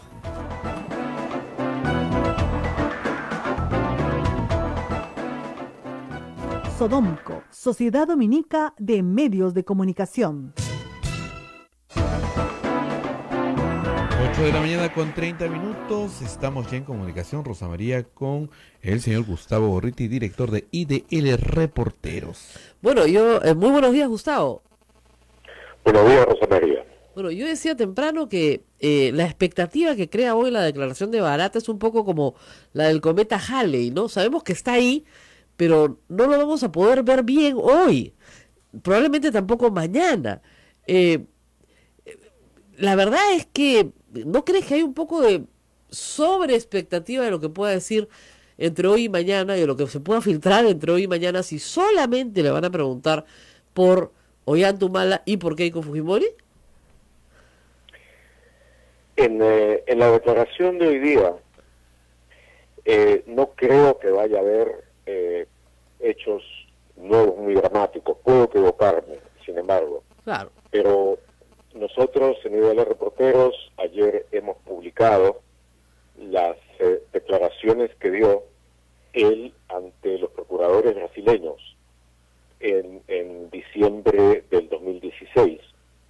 Y las hemos publicado junto con los videos de esas declaraciones, y posiblemente están entre las confesiones más detalladas que hizo Barata. Ahí no existe ninguna ganas de proteger a nadie, porque como él mismo lo declara, su relación con Ollanta Humala fue negativa desde antes de empezar y hasta después de terminar. De tal manera de que ahí cuenta mucho y cuenta muy en detalle.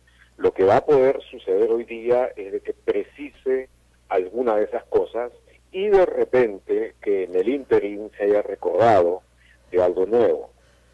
Lo de mañana, en cambio, creo que va a ser diferente, pero antes de lo de mañana, creo que hay que añadir algo que sí es totalmente nuevo: las declaraciones que va a dar Marcos de Moura Vanderbilt. Exacto. Que estuvo en Camargo Correa y luego en Queiroz Galbao, y que tuvo una cercanía grande, especialmente con la familia Humala, a través de la relación personal con una amiga de Nadine Heredia. Exacto. Ahora, lo que sí sería una lástima es de que las declaraciones de Marcos de Moura se circunscriban exclusivamente a lo de Ollanta Humala. Eso sería, a mi entender, un error, puesto que él tiene muchísimo que contar, realmente mucho que contar. Es una de las fuentes importantes que hasta este momento no ha sido interrogada como es debido. Entonces, espero que eso cambie o que sea el inicio de futuros interrogatorios.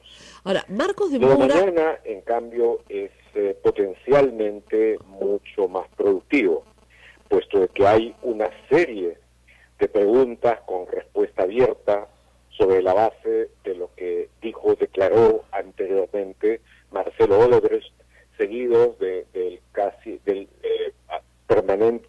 permanente frase final: Barata sabe, Barata puede decirlo. Así es. Entonces ahora Barata, que sabe, podrá decirlo.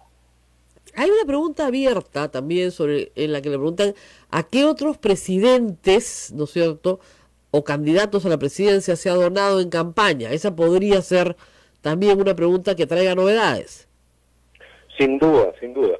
Lo que el interrogatorio está planteado sobre la base central de la investigación sobre la campaña de Keiko, pero eso no impide que si el desarrollo de las respuestas lleva a otras preguntas sobre otros candidatos o otras contribuciones, pueda hablarse sobre eso. Y de repente, incluso, dependiendo del desarrollo del interrogatorio y dependiendo de las decisiones que durante ese interrogatorio tome el procurador brasileño Orlando Martello, puede también hacerse preguntas sobre si es que alguna de esas contribuciones, alguna de esas cosas derivó en actos de corrupción posteriormente. Ahora, Barata escogió, cuando declara el 2016, esas son las grabaciones que ustedes han estado transmitiendo ayer, Barata escogió de quién hablar mal. Tiene amigos y enemigos como cualquier ser humano. Y como tú dices, dio detalle. Pero de los que no eligió mal, ¿tú crees que se vea compelido realmente a hablar esta vez? ¿Lo va a hacer? Sí. Si le hacen la pregunta, va a tener que responder. Solo si se las hacen. Para él, mucho está en juego. Muchísimo está en juego. Claro, para empezar, su libertad. Él está declarando bajo las leyes brasileñas y dentro de los términos del acuerdo de delación premiada que firmó él como parte de la delación corporativa de Odebrecht. Si miente o si omite en forma significativa omisiones que puedan ser detectadas, y la posibilidad de que puedan ser detectadas en este interrogatorio es muy alta, entonces su situación personal, penal, puede cambiar muy rápidamente y en forma catastrófica para él. Así es. Ahora bien, es una persona que está, digamos, golpeada. Es una persona que quería hacer una vida en el Perú, que se había acostumbrado a nuestro país. Y esa posibilidad está cerrada. No creo que pueda volver, aun cuando ya se hayan descongelado sus activos y pueda disponer de ellos. Su vida ha sufrido un terremoto devastador para él. Tú escribes sobre eso, ¿no es cierto? O sea, en el lado humano este hombre era pues celebrado, recibido por presidentes, ¿no es cierto? Y hoy es un colaborador de la justicia respecto a una serie de delitos que ha cometido. Entonces ha cambiado completamente su situación. Y además hay que añadir a eso, por supuesto, los problemas familiares que la situación ha ocasionado, los problemas sociales, incluso con ex subordinados suyos dentro de Odebrecht, cuya vida también han sido similar o aún mayormente remecidas. Claro. De tal manera y las posibilidades de tener un empleo que sí en el futuro, una vez de que haya terminado con toda la parte de castigo, con toda la parte de penitencia, bien que muy rebajada por la colaboración, pero lo va a ver de todos modos. Una vez de que ha terminado eso, sus posibilidades de un empleo significativo quedan notoriamente reducidas. Él ya es uno de los que ha sido separado, ya no está más en Odebrecht como resultado del convenio que se hizo. Así es, él no regresa a Odebrecht y probablemente no regrese a ningún trabajo. Va a estar muy mala. De todos modos, entre eso y pasarse de 15 a 20 años en una cárcel brasileña, que es lo que le hubiera tocado si es que no hubiera hecho la delación premiada, pues hay una diferencia, ¿no? Así es. Ahora, la pregunta que todos nos hacemos, Gustavo, tú no tienes la respuesta, yo tampoco, es ¿por qué se ha privilegiado, ¿no es cierto?, los casos de lavado de activos, donde el tipo penal es bien dudoso porque se trata de donaciones de campaña, y no se hace a través del señor Hamilton Castro, una indagación sobre los tipos penales de corrupción, donde están las coimas, los cohechos, los peculados. O sea, Hamilton Castro, nos enteramos la semana pasada, no tenía ni siquiera preguntas para mandar. Entonces, ¿qué está pasando ahí? Yo ya he escrito algo sobre eso y ahora te lo puedo decir con un grado más de detalle. Todo eso obedece a alguna de las disfuncionalidades verdaderamente alarmantes que afligen a la acción de la Fiscalía. El hecho de que estén allá los fiscales que hacen investigación sobre el lavado de activos es debido al hecho de que han tenido un ritmo de trabajo mucho más activo bajo la dirección de su coordinador, el fiscal superior Rafael Vela. Exacto. Y especialmente en el caso del fiscal José Domingo Pérez. Pero en el caso de Hamilton Castro hay una enconada enemistad entre él, Rafael Vela y los fiscales de lavado de activos. Él decide hacer la investigación a su ritmo, a su cuenta, a su riesgo, con un nivel de secreto absolutamente excesivo y con un progreso que es más que mediocre dentro de todo esto. Así es, sí. Francamente, el hecho de que él haya logrado eso y no haya habido ninguna forma de llevar más intensidad, más disciplina, más cooperación, ilustra sobre la tremenda necesidad de que el fiscal de la Nación intervenga, ponga orden y si es necesario reorganice esos fondos. Así es. Ahora el fiscal de la Nación está salvado, el Consejo Nacional de la Magistratura archivó la denuncia de Jenny Vilcatoma contra él, tiene las manos libres para actuar. Si el fiscal Hamilton Castro no puede asumir un año después la responsabilidad de perseguir hechos delictivos reales, coimas, para que la gente nos entienda, un año después, o sea, el expediente de Toledo de extradición recién se ha remitido a la Corte Suprema. Un año después, caso redondo, o sea, ya acabado prácticamente. Si no fuera por un fiscal valiente en Ancash, no nos enteraríamos de un caso de corrupción de una carretera. Y así otros. Entonces, no entendemos realmente qué cosa quiere el fiscal Hamilton Castro, que además todavía pretende que Barata sea colaborador eficaz, cuando él ha explicado que no va a ser colaborador eficaz, va a ser testigo. Yo creo que va a haber un interrogatorio posterior a Barata sobre la base de la colaboración eficaz, va a ser un interrogatorio, por supuesto, totalmente secreto y donde él va a mantener las cartas contra el pecho. Pero si yo te digo, si él manejara secreto, que va, por ejemplo, totalmente en contra de la metodología que utilizaron los fiscales brasileños, así es, los que, excepto lo que era indispensable, mantuvieron todas las investigaciones abiertas para que la opinión pública, la ciudadanía, estuviera permanentemente al tanto de lo que se estaba avanzando. Lo suyo es completamente diferente. No, y no solamente, Gustavo, es una técnica... Como secreto hubieran avances, está bien, pero no hay avances. No, ahora, te digo una cosa además. Cuando tú haces todo público, es también una estrategia. ¿Por qué? Porque quieres que varios mafiosos hablen a la vez. Entonces, si uno ve que el otro habla y se está quedando, se va a apurar en hablar. Esa es una técnica clásica. Así es. ¿No?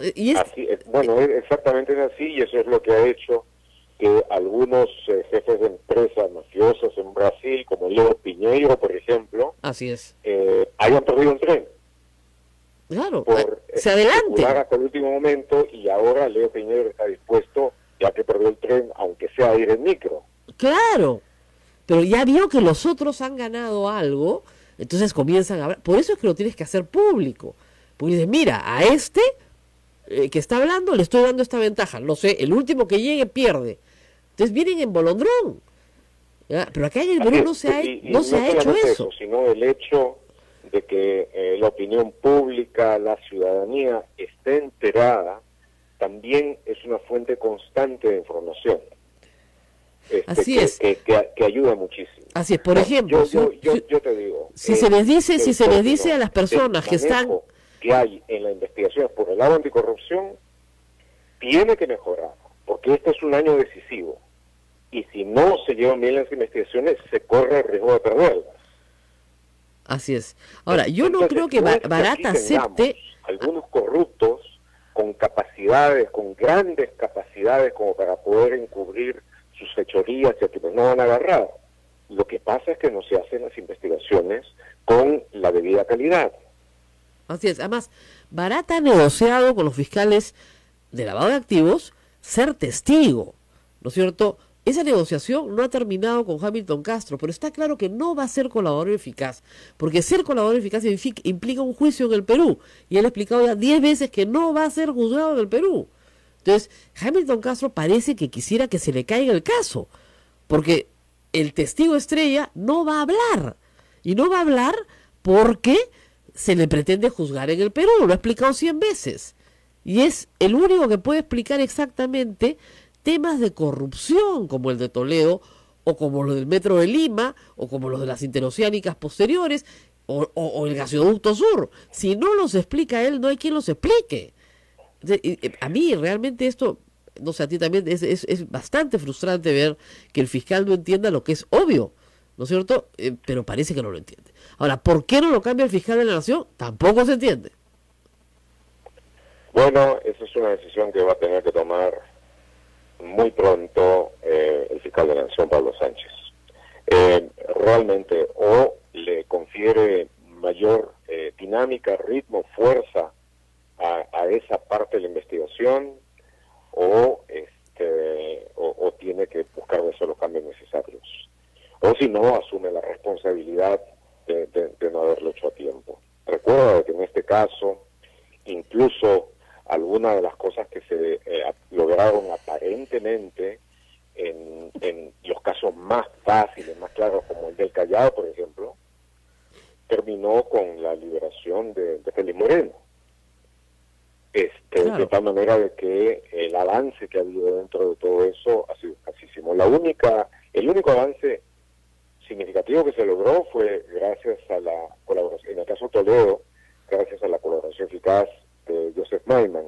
Joseph Maiman tenía que hacerlo, no fue por la presión que le hicieron acá, sino por el hecho de que él, dentro de su recuperación y el intento de recuperación de sus empresas, necesitaba un cierto grado de alivio legal. Exacto. Como para poder venderlas y disponer de ellas, como parece que ha sido finalmente el caso.